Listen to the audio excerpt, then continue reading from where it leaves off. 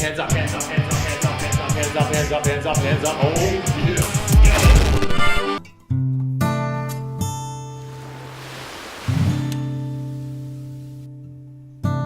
So in Kempsey, Zohab and I did a workshop at a Seventh-day Adventist school.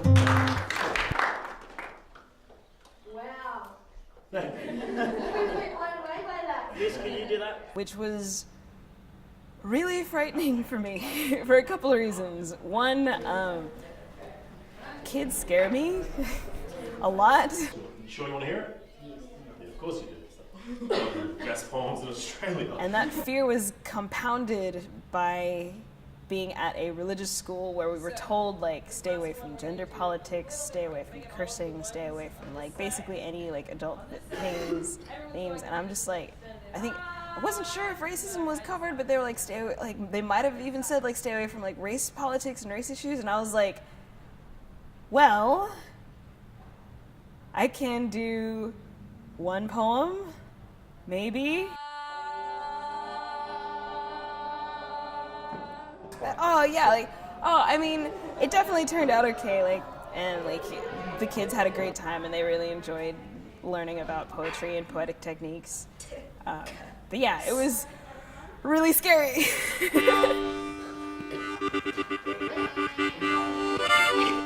The rocks rumble and the rapids rage. The muscles are roaring, but all I think about is me soaring.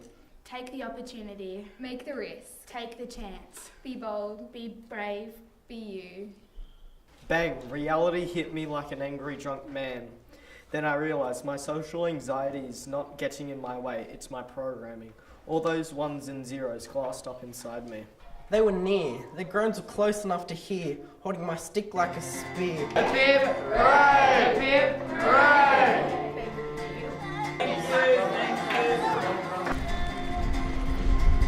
We're in the Kempsey Library. They've created this incredible sign to advertise the Poetry Slam today.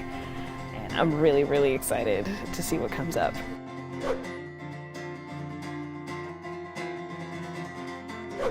Getting up in front of people, especially when you're, not used to it, is really nerve-wracking. I haven't done poetry, but this is a true story, and I'm just going to improvise it as best as I can. I once walked in a park some 5 years ago, and I come across a man, we kind of really saw that in the Kempsey heat. Black, from up to the head and down all the way even up to his back. One guy got up and he did a couple lines and then just froze. I can't do this. Oh no, it's okay. We're all with you. It's so heart-wrenching to watch that happen. But they still did it, and that's the crazy thing, And all is well, more or less.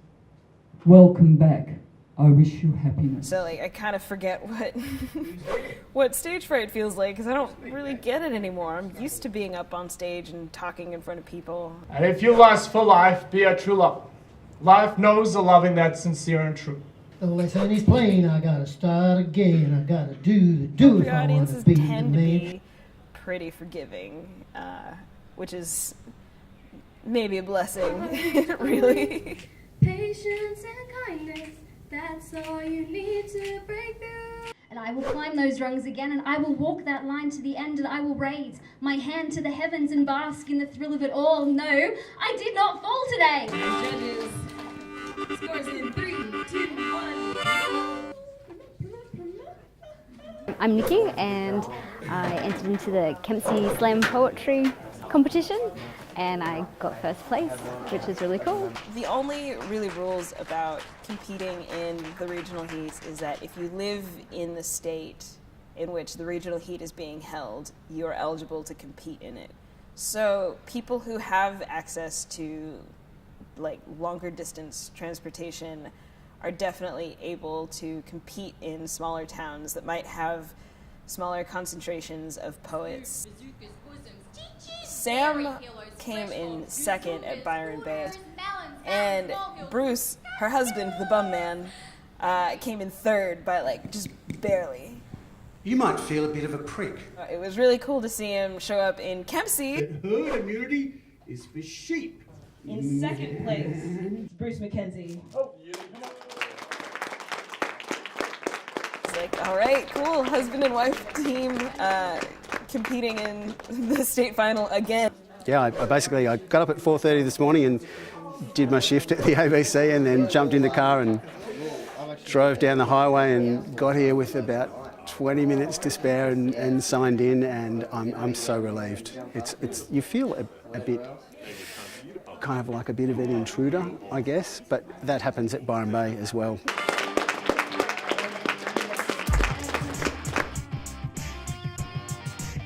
Australia has that many different aspects to it. No. There is no essence to Australia.